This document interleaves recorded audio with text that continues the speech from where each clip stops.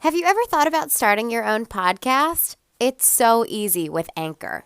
Anchor is a one-stop shop for recording, hosting, and distributing your podcast. Best of all, it's 100% free and ridiculously easy to use. And now, Anchor can match you with great sponsors who want to advertise on your podcast. That means you can get paid to podcast right away. In fact, that's what we're doing right now by reading this ad. We struggled to find the right way to distribute our podcast, and Anchor made it quick, easy, and free. We're on platforms we had never heard of, and that's all thanks to Anchor doing the hard work. So, if you have been thinking about starting your own podcast, head on over to anchor.fm/start. That's anchor.fm/start.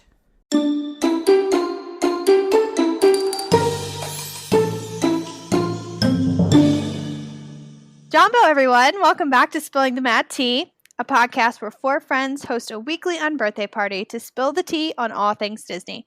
If you're here for the first time, welcome. And if you're a returning listener, we're really glad you're back. I'm Katie, and as always, I'm joined by Stephanie, Kelly, and Rachel. Hi, ladies. Hey. Hola. What's up? How's everybody's week been, Stephanie? Mine's been really good. I just got back from a layover in London, and I met up with two friends that I met on a tour in Sri Lanka and had like the nicest day. It was so great. And I also stopped by the Disney store on Oxford Street in London, and they had like a beautiful Aladdin display for the movie that just came out. Oh, And yeah, that was gorgeous. yeah, it was like an amazing day. One of the best like layovers I've had in a really long time. Yeah, that sounds great. Yeah. Kelly, how's your week been? It's okay. I'm in a bit of a creative slump with my art and stuff, so kind of working through that. I went and took some pictures today of the mountains and nature around me, and that made me feel a little bit better. So I'm working on that. I was just going to say, like, I am obviously not an artist, but I would imagine it would be, like, impossible to feel, like, creative, like, at your creative peak all the time. Yeah, this is just one of the harder slumps that I've been Yeah, through. but that might mean that there's, like, a greater high coming soon after. Let's sure hope so. Yeah. Rachel, how you doing? Doing all right. Work is trying my patience right now, but it's okay. Told them today, I was like, if y'all don't fix it, I'm gonna quit. Oh. Oh, they're really trying gonna- you real hard. Yeah, they're trying me real hard, but I ain't gonna quit because I got bills. Okay. Well, hopefully they don't listen to our podcast. She's bluffing. No, I ain't gonna quit, but they do need to fix some shit because it's rough. But anyway, I get to come home and chat with you all, so it's all good. That does make everything better. Katie! How you doing, girl? I'm doing good. I've spent all day washing all my clothes because I may or may not have let it get ahead of me. And I'm now drowning in I am drowning in a pile of clothes. So I'm trying to get my clothes washed so I can pack for my trip to Disney next week. So jealous. I can't wait. And a week from now, I will be at Disney. I'm so excited. Where are you going to be exactly a week from now? Great question. I believe I'll be at Animal Kingdom and Epcot that day. Oh, Yeah. I'm jealous. Must be nice. A couple of weeks ago, we did an episode on the Disney Blues where we talked about like the thought process, like the rationalization of like, well, how can I make a trip to Disney work? I'm like, if I eat ramen noodles for the rest of the month, then I went through all of the phases of that process today. I looked at hotels and flights and flying down to Orlando and back in the same day. It was just fun. It was funny, like, while doing it. I was like, Disney Blues. I was like, this all sounds very familiar from that episode. Great time for you to go back and listen to that episode. Well, before we get started on our topic for this week, I wanted to do something new with you guys and talk about some of the things that happened today in Disney history. We record all of our episodes well before we put them out because we all have 4 very different schedules. So we're recording today on May 28th. And there's some pretty cool stuff that happened in Disney history today. I wasn't going to include this unless there were some fun little things, but it's pretty good for our podcast. Pretty relevant for spill us. the tea. Girl, I'm going to spill it. In 1986, Alice in Wonderland was released on video. Woohoo! Yeah, it was the 5th Walt Disney classic to be released on video, and of course is the title inspiration for this podcast. So pretty cool that we're recording on that day. Thanks, Alice. Jumping back to 1966, It's a Small World opened at Disneyland. I know some of us don't love Small World, but some of us are wrong. But some of us, she means just me, Rachel, just me. That's Rachel. Rachel, your opinion is valid, and even if it is wrong. So Small World is one of our favorite rides. It's one of my very favorites, and it's on a very short list of absolute must-do every single time attractions for me.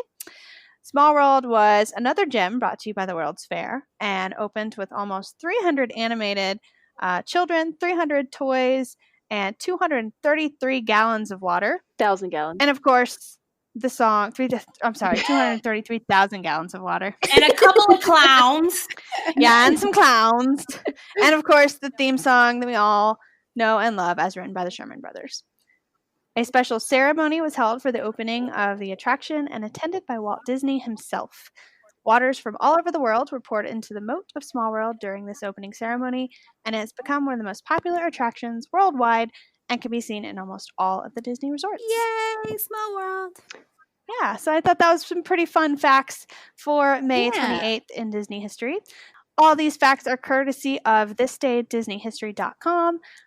I have been checking it pretty frequently just for fun, so if you guys are interested in looking into that, I definitely recommend it. I didn't know that was a thing, so I want to look that up and check it every single day. Yeah, like it's just a fun thing to be like, I wonder what happened in Disney history today. I wish there was an I app wish they had an app. that was like a widget you could put on your phone screen, and like every time I it wonder was just if they do. Surely. Well, without further ado, let's spill the tea on today's topic.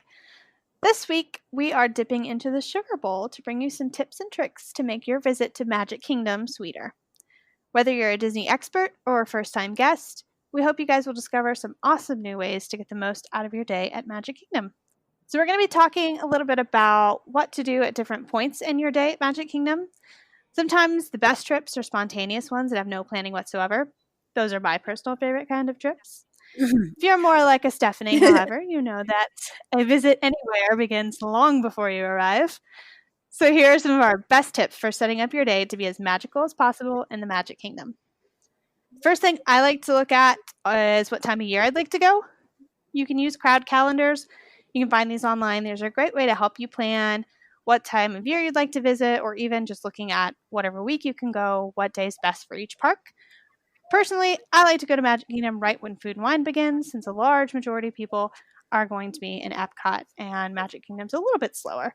Plus, it's the fall, so you've always got a little bit fewer guests, even though Disney doesn't truly have a slow season anymore. Yeah, I really love to use Undercover Tourist. They have a great crowd calendar that looks at extra magic hours and usually recommends that you don't visit the parks on days that have extra magic hours because they're usually like extra busy from guests trying to take advantage of those. So I find that a very helpful resource. Extra magic, extra busy. Mm-hmm. There are a couple of things that you guys can pack and bring with you and be thinking about before you even leave for your trip. One thing that I think would be beneficial to bring, I find it beneficial to bring, is a refillable water bottle. Even though you can get free water anywhere they have fountain drinks, it is a good idea to bring your own because sometimes there's lines because usually they have snacks at those places and things like that. So you can refill your water bottle at water fountains, and they have refilling stations that maybe don't have such a long line for you to have to wait. You'll definitely want to pack your phone charge cord. There are places to charge in the parks if needed. Bring a poncho or a rain jacket, even if rain isn't predicted. It's Florida, it's going to rain, and the ponchos in the park are expensive. Boom! I also love to pack hand sanitizer. There's a lot of interactive cues and handrails in a lot of the rides, and there's not usually hand sanitizer readily available. So pack your own. And you can bring your own food and drink into the parks, just no glass bottles. And this can help save money if you're doing your Disney trip on a budget, which I feel like most people are. I feel you. Last time, it was the first time I brought food with me. I don't know why it was the first time, but I brought some granola bars and I was like, this is marvelous because I didn't have to spend no money. I didn't starve. Yeah, It's if great. you're someone like me who gets hangry really easily, my husband, my husband brought along snacks, and when he could like sense that I was about to turn to the dark side, he was like, here's a granola bar. And I was like, oh, Kelly, have a Snickers. Here, Kelly, eat Yeah. your snack. yeah, exactly. Cameron and I always bring a bag of like mixed nuts with us, and we lovingly call it our nut sack. And it's really fun to say, "Hey, Cameron, give me your nut sack" in a line, and all the guests get a nice laugh out of Oh my that. God. Oh, I just thought of something. If you have a Camelback, like if you go hiking and have the Camelback water bottle that goes in the backpack and then you like suck it through the straw, you can bring those in. We took ours last time and it was really nice to have water all the time, just chilling in our backpack. Fun fact. Yeah, you can always Nice. ask for ice from any like quick service location and cool it down during the day too. Another tip that I could give is that if you are not staying at a Disney resort and you're driving or parking, it takes a good amount of time to make it to the gate at Magic Kingdom from the TTC or the Ticket and Transportation Center. So if you have a reservation or you're trying to make it to a certain ride before the crowds, definitely take that into consideration. It's going to take a little bit of time. Yeah, that's a really good tip. Like, do not underestimate how long it takes. Mhm. And if you're at a Disney resort, please take advantage of the buses, especially at Magic Kingdom, because that drive or that walk or whatever from TTC to Magic Kingdom is going to take you ages. Yeah. And if you take a bus, you get dropped off right there at the gate. So take the buses. Yeah, like when you guys always bring your cars, I like taking your cars to the other parks, but Magic Kingdom, it's so much easier to take the bus. Yeah, it does not benefit you at all to take your own vehicle to Magic Kingdom. Mhm. So if you have another option, that is a great way to save yourself some time, especially at the end of the day when you're tired. You don't want to spend an hour getting out to your car. And the My Disney Experience app is a great way to make fast passes and check wait times. So when you're sitting in your hotel room waiting for everybody else to get ready, make sure you have that app downloaded and start checking on your wait times at Magic Kingdom that you're going to. So those are our tips for before you get to the park and some of the things that you need to think about before you even go into the gates. We've also got some tips for early morning. The best planned days begin as early as possible, especially when you're at a Disney park. So let's get right into our tips for early morning magic. As with any of the Disney parks, getting there at rope drop is the best way to make the most out of your day. If you're not an early morning person, a coffee at Disney has extra magic. Joffrey's, though, not Starbucks, because we hate Starbucks. Debatable. Yeah, debatable, wrong. but you're wrong. There's also a really fun opening ceremony every morning that you get to see if you're there for rope drop. A lot of people don't know this exists. It's just another one of those fun Disney things. Okay, fun fact. I've never been to a rope drop. You got a rope drop. Girl, when I get my Disney pass, maybe I will. Yeah. Well, rope dropping is the best way to do any park because even though you get to rope drop and it seems a little intimidating because there's a ton of people there as well, once you think about those people getting dispersed into the park, it's really not that many. And you can hit up whatever line is going to be the longest first. Yeah, and also at the beginning of the day, if you're like me and you get anxious standing in line, there are bathrooms located outside of the turnstiles. If you need to go after the long bus ride, or if you're waiting on rope drop, or just outside the turnstiles. That's They're a there really waiting good for you. tip and really convenient. Yes. Yeah, always need a bathroom. Also, I would say look at your menus ahead of time. If you've already planned and you know where you're going to eat for the day, go ahead and look at your menus. If it's a table service restaurant, that way it won't take as long. You can get back out and have fun. The next family won't have to wait on you. They're all listed on the My Disney Experience app. So, as said before, it is a really great tool to have for everything. Yeah, and kind of piggybacking backing off of the reservation thing. It takes a lot more time than you'd think. We kind of touched on this earlier to get places. So if you're like me, I plan my dinner reservations or any kind of reservations when I'm at Magic Kingdom at one of the hotels surrounding it. So give yourself about 30 minutes to get the monorail from the Magic Kingdom to one of those hotels, be it the Contemporary, Polynesian, or the Grand Floridian. It's going to take more time than you think. One of my favorite things to do starting the morning off in Magic Kingdom is to stop by the Castle Couture shop where the Bippity Boppity Boutique is held in the Magic Kingdom and ask any cast member for some pixie dusting.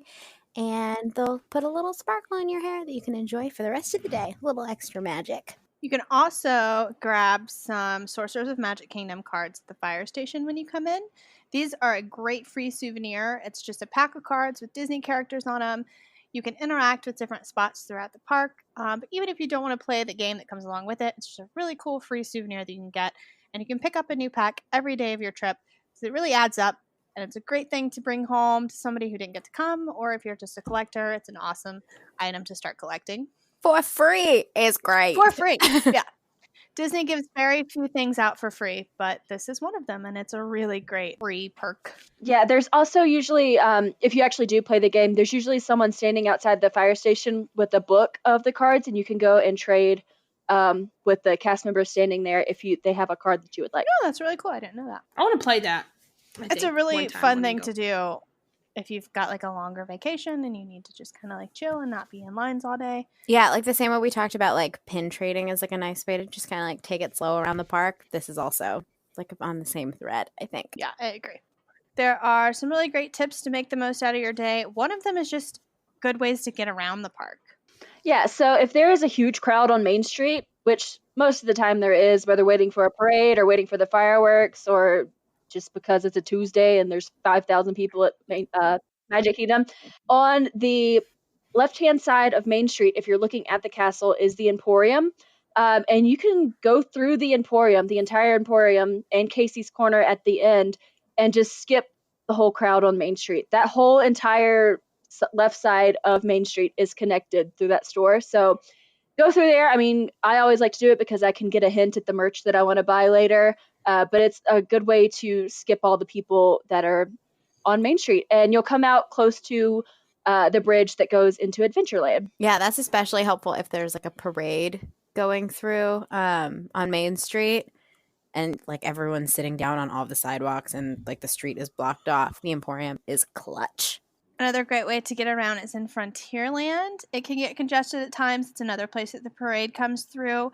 You guys can use the Tom Sawyer walkway, is what we call it. I don't know if it's actually the name, but it's just a wooden bridge walkway between the main section, thoroughfare of Frontierland and where you can see the water and see Tom Sawyer's Island. And it's a great way to get from the beginning of Frontierland all the way back to Splash Mountain and Big Thunder Mountain. Also, I use a lot coming down Main Street if you need to get to the right side. Cut through, like, so you don't have to go all the way up. You can cut through and go through the walkway at Tomorrowland Terrace that is pretty much always closed. And it seems to be quicker to get that side of the park. If you're in a hurry, you need to get to Fast Pass or something of that nature. Yeah, just hang like an immediate right after the ice cream shop instead of heading all the way up to like the main Tomorrowland entrance. It's also the quickest way to get to the purple wall to get those coveted purple wall pics. So let's talk about some of the spots in the park that you can hang out in to cool off. If you're going to the parks in the summer, especially Magic Kingdom or Walt Disney World, it's going to be hot. It's going to be so hot you can't believe anything on earth can be that hot.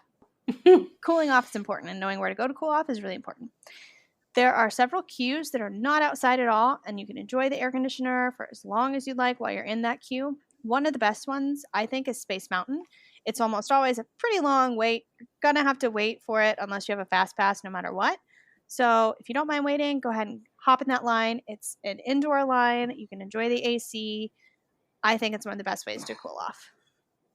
Yeah, it's dark and you've got nothing but time and strong air conditioning. That's definitely a good one. And there's some good there's some good games on the Play app for that. And it's too. not a cramped and crowded line very much either, so you can kind of like chill out without being right up under other people. Another good spot I would say is Enchanted Tales with Bill, because it's cute, but it takes a while to kind of get through it, and it's all inside. The line is not totally inside, but once you actually get in there, you're in there for about, I don't know, good 20 minutes or so, and it's a good while to cool off. I think the best AC in all of Walt Disney World can be found at PhilharMagic. It doesn't matter what time of year it is. You walk in that building and it's like 30 degrees colder than it is outside. So if you're there in the summer and you're wanting to cool off, go catch PhilharMagic. It's a great show anyway. If there is a line, it's all inside. So another really great place to cool off. If you aren't big into shows, you can head over to Pirates of the Caribbean. Most of that line is indoor and cooler, but you're not going to get any service in there. So you're not really going to be able to play the Play app. I feel like as soon as you walk into that line, like as soon as you enter like the stonework, it's like dramatically colder. Yeah, much colder. And it's another one of those like darker cues, so you're just kind of like, it's kind of like a nap. Yeah. Yeah. You're right. It's like you're just like immediately relax. Yeah, pretty much.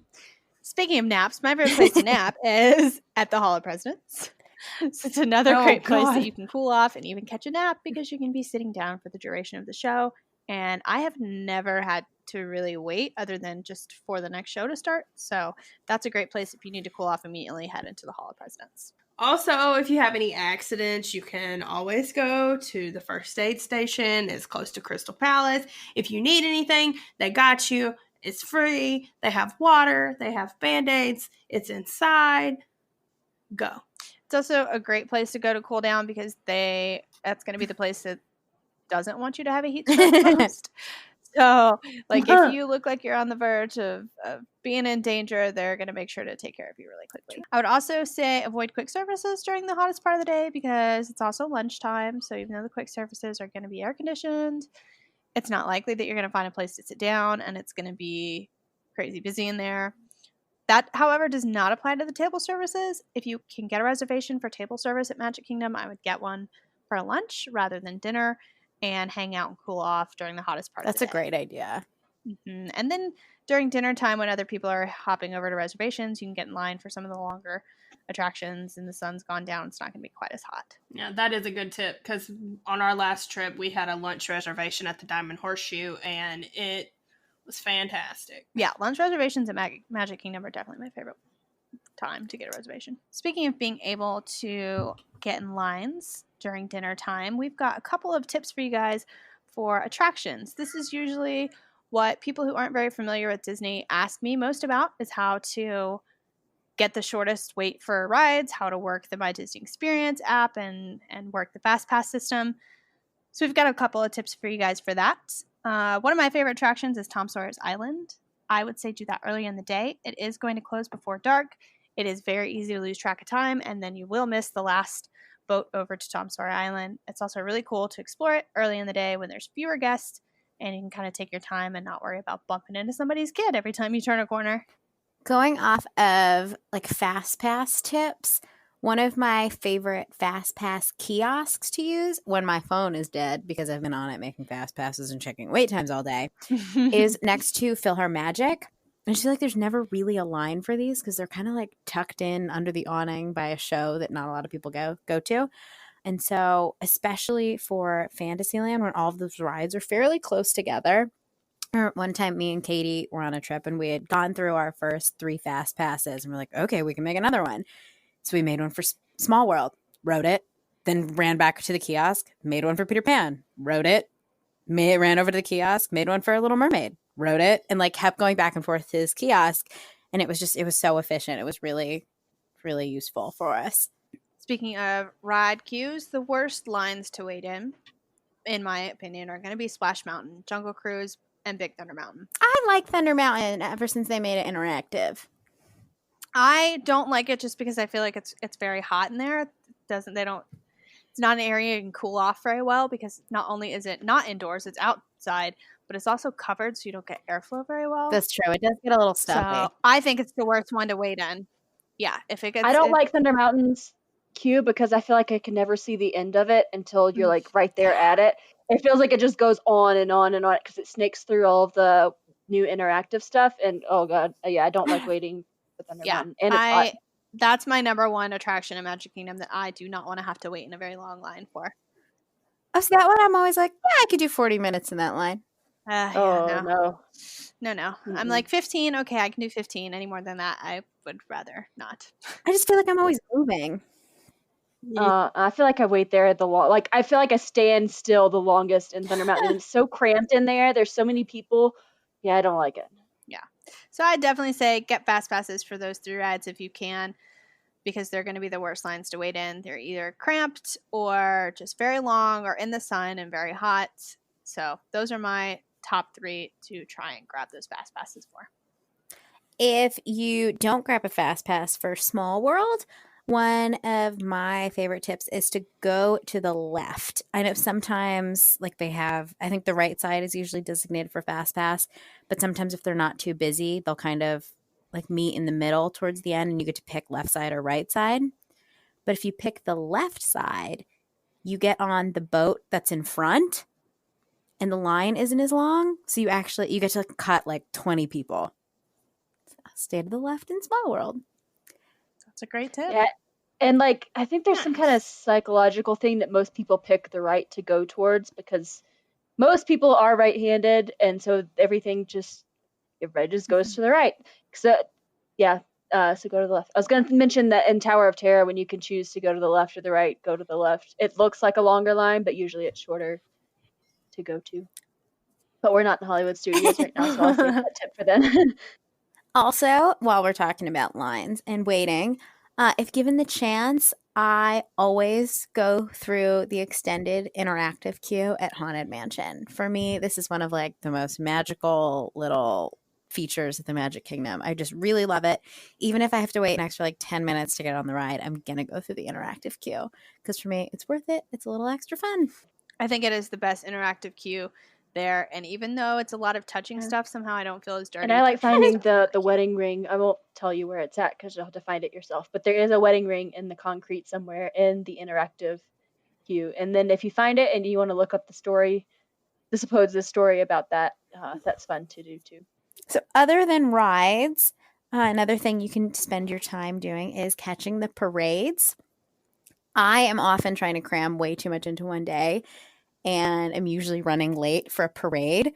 So what I usually end up doing is catching it at the end of its route. So say the afternoon parade starts at 3 p.m. It's going to start at one end at 3 p.m., but it's going to take some time to get to the other end. So you've got like another 15, 20 minutes before it gets either to the end of Main Street or to the end of Frontierland, whatever parade you're watching, whichever way it's going. So that's one of the things. I never end up watching the parade where it starts. I'm always at the end, at the tail end. I also feel like if you're at the end of the route, there's usually not that many people over there, and you kind of get a little bit of special attention from the cast members in the parade. I feel like that applies especially to like the Not So Scary parade because we've been at the end of the route for that many times, and you feel like the parade is just for you. Yeah, I don't know if the performers are like, we can see the light at the end of the tunnel, and like they get like a second wind. Yeah. But yeah, it's always a good show. Yeah, if there is more than one time to see a parade, Not So Scary parade, the Boo to You parade is a great example. If they're showing it more than once, go to the later one. Most people are going to catch the earlier parade, whether it's because they're ready to catch the parade and leave, or they just think that they'll go ahead and get that out of the way and then be done. The second parade is almost always totally empty. So if you combine those two and go to the second parade and then go watch it at the end of the route, you really are getting a parade all to yourself. Kind of going back to, or as I'm always running late and want to catch the parade at the end of the route, some people aren't always running late and they're on time for the 3 o'clock parade. So for those people, I suggest catching it at the beginning of its route so that you don't have to wait those extra 20 minutes waiting for the parade to come to you. You see it and you can go and leave and do whatever else you want to do that day. But one of my favorite things is once I've seen a parade once or twice and I don't need like a front row seat, I like to just walk in the opposite direction of it. like on the sidewalks behind all of the people sitting down trying to get pictures and waving. Because then I get to like see everything, but I get to see it in double time because I'm walking in the opposite direction of the float. So they're passing me twice as quickly and the parade's over real fast, but you still got a great experience. That's a really great trip if you're traveling alone or without kids. Oh, yeah, I wouldn't because work with kids. We don't need to sit and watch these. So, yeah, that's a really great way for like I'm thinking like, oh, the next time I go by myself, Yeah. I'm totally going to do that. Yeah, because everyone's sitting down and like the cast members are on the sidewalks being like, keep it moving, keep it moving. You're like, okay, I will. But I can also like snap pictures and watch the parade as I'm keeping it moving. Parades and attractions are really great and a really fun part of your day at Magic Kingdom. But let's be honest, we're all here for the food.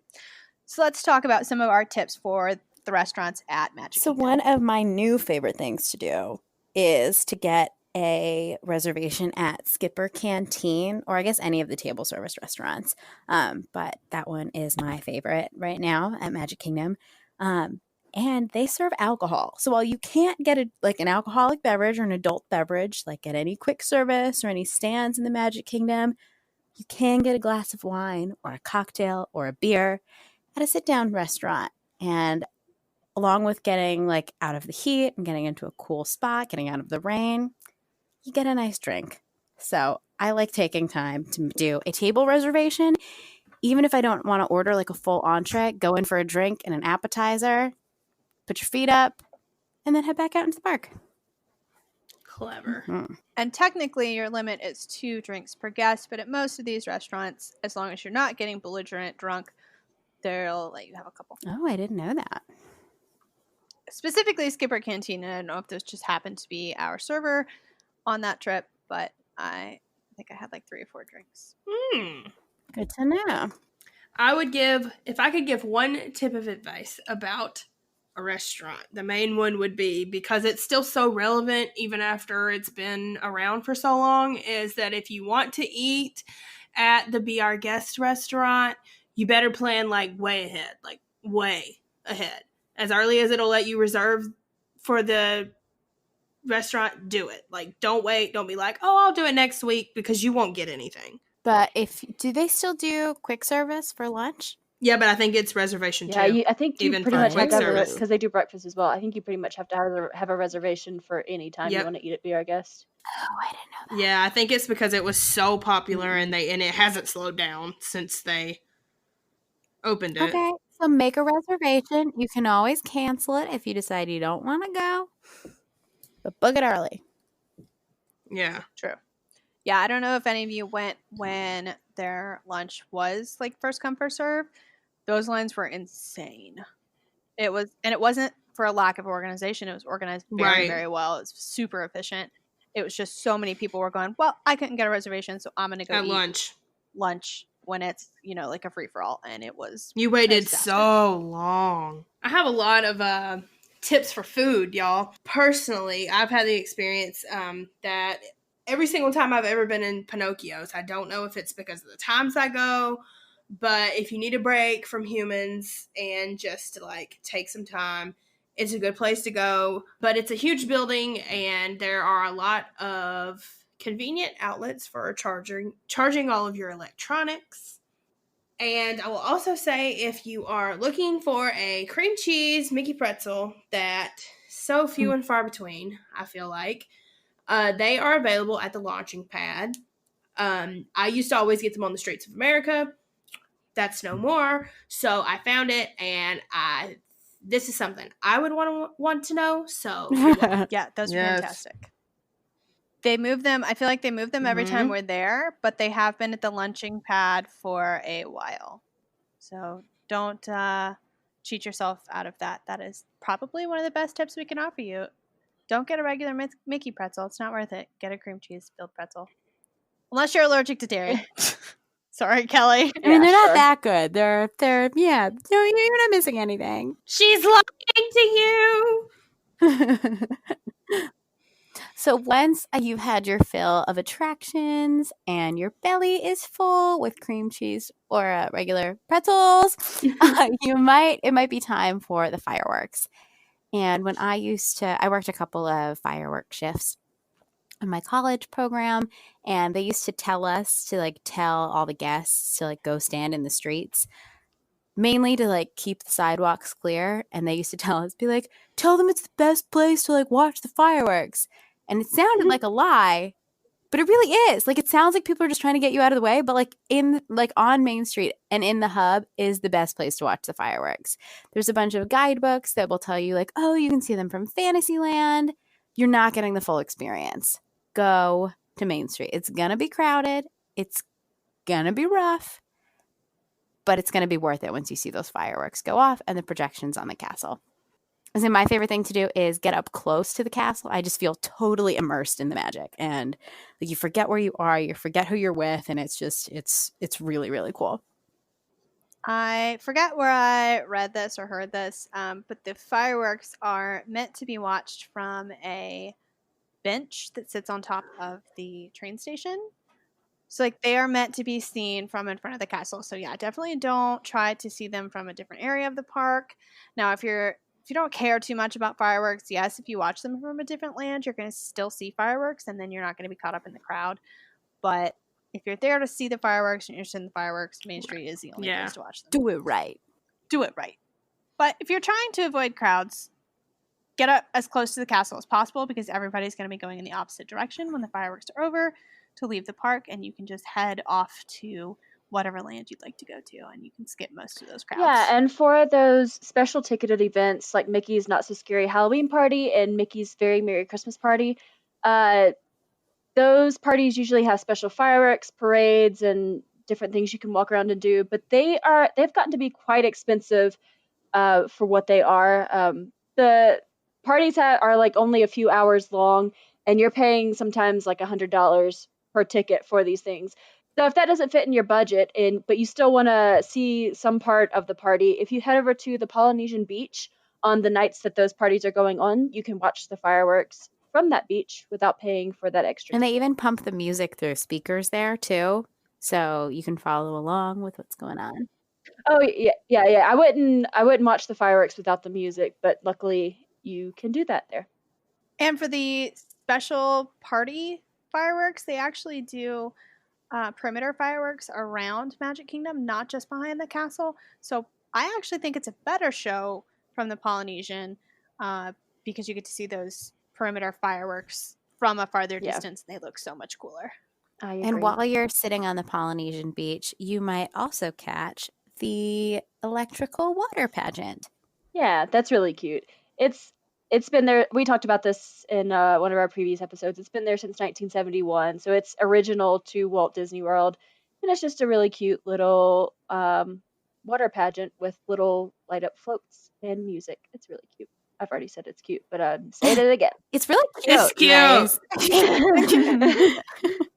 So after the fireworks, everyone's going to be like running out of the park to get to the buses or the monorail, or running to their favorite rides.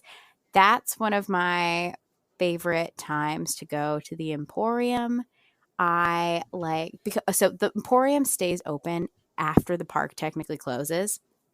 So the park might be closing, say they're doing fireworks at like 10 o'clock, and then the park closes. Usually the shops on Main Street stay open for an extra hour after that. So if you don't want to waste precious time during the day shopping, use that time to go on rides, watch parades, all that stuff, and do your shopping at the Emporium at the end of the night. And that's a great tip for any of the parks. We had a very limited time when we were in Disneyland the very first time, so we did not go into any of those shops until the end of the night, and we pretty much closed down the park every night. But we used the rest of the time during the day to do all the rides that we thought we were only going to have this one chance ever to go do. So, great tip for people who are maybe visiting for only one day. Another one of my favorite things to do late at night is riding Splash Mountain. I really can't stand being like in wet clothes. I'm fine being in a wet bathing suit, but like being in wet clothes that aren't meant to be wet just really gets under my skin. Yeah.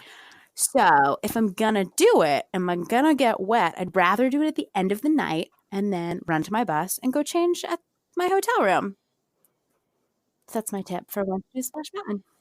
Or if you're If you're following our other tips and you're getting there at rope drop, you're going to have a really long day. So if you're the kind of people who like to go back to your resort midday, have a swim or take a nap, go do your water rides right before you head back, and you don't have to stay in those wet clothes for very long. If you're determined to ride that Splash Mountain during the day, I would suggest wearing your poncho or your rain jacket that you brought because it's going to rain.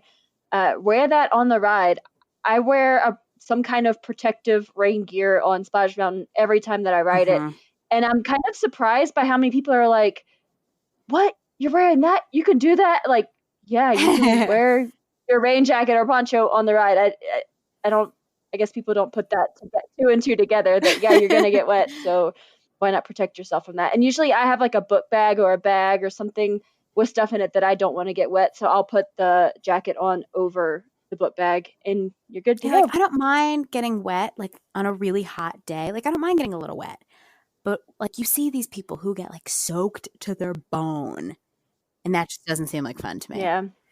No. Yeah. And Splash Mountain is a must-do for me.